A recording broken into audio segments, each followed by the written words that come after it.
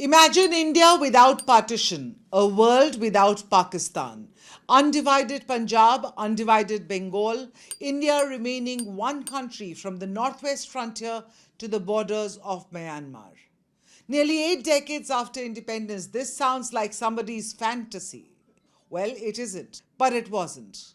In June 1946, Muhammad Ali Jinnah and the Muslim League actually accepted a British plan to keep India united.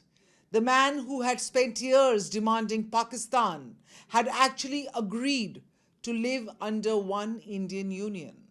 On the eve of India's 80th Independence Day, we tell you why Jinnah had said yes to an undivided India. What exactly was he offered, and how did that plan come undone?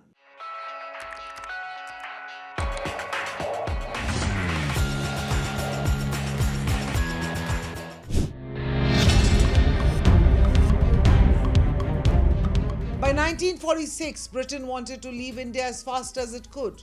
World War II had drained the empire, and London sent 3 cabinet ministers to Delhi to find one final settlement.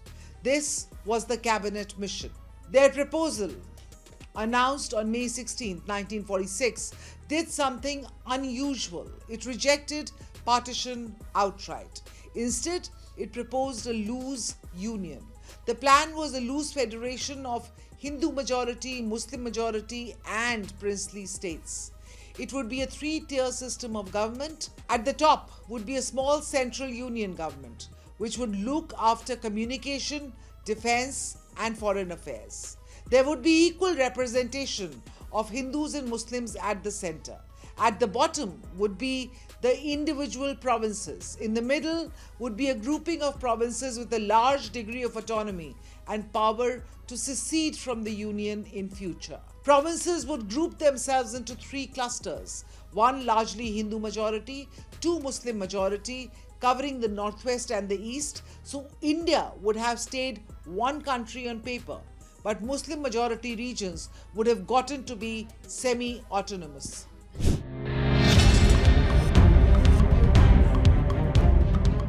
This is the part most Indians barely remember. On June 6, 1946, the Muslim League's council met and accepted the cabinet mission plan. Jinnah backed it, not because he had given up on Pakistan as an idea, but because the plan gave the League something close to it in practice, without the messy business of actually carving out a whole new country. The grouping of provinces would mean Muslim majority areas would function almost independently. Jinnah appears to have seen the plan as a way of securing something close to the political autonomy he wanted for Muslim majority provinces without immediately getting a sovereign Pakistan on the map. Jinnah had not suddenly become an Akhand Bharat nationalist. This was a hard political calculation.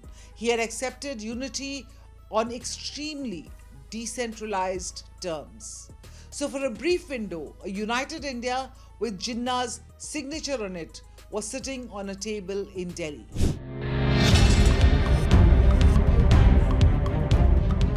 Congress had the opposite problem. It wanted unity, but not this version of unity.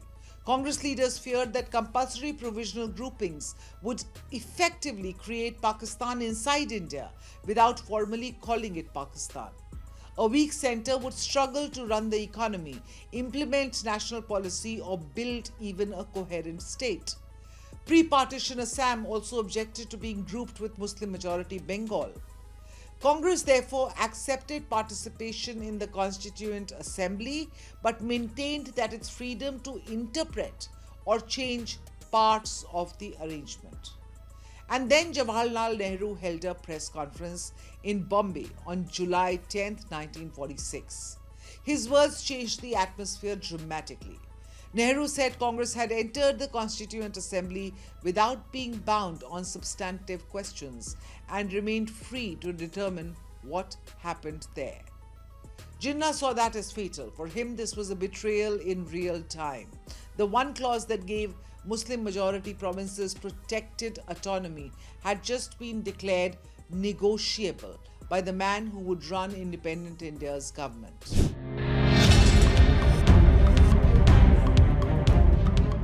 Muslim League reacted fast. On July 29, 1946, it formally withdrew its acceptance of the plan.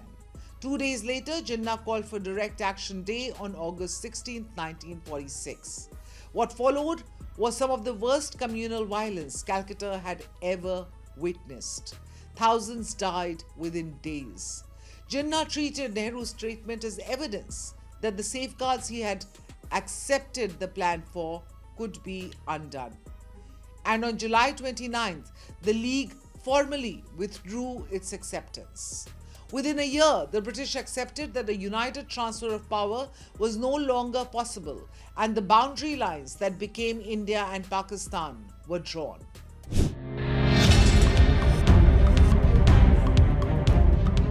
And this is where history becomes uncomfortable.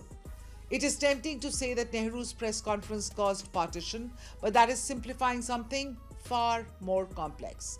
The distrust was much deeper. Jinnah still considered sovereign Pakistan the best solution, even while accepting the cabinet mission promise. Congress believed compulsory grouping could destroy meaningful Indian unity. The Sikhs feared being trapped inside a Muslim-majority Punjab grouping. Pre-partition Assam resisted Bengal's dominance, and communal politics had already hardened dramatically. Even American diplomatic reporting from early 1947 suggested that the grouping dispute remains central to why Congress and the League could not make the cabinet mission arrangement work. So there was no one single villain and no guarantee that the agreement would have survived.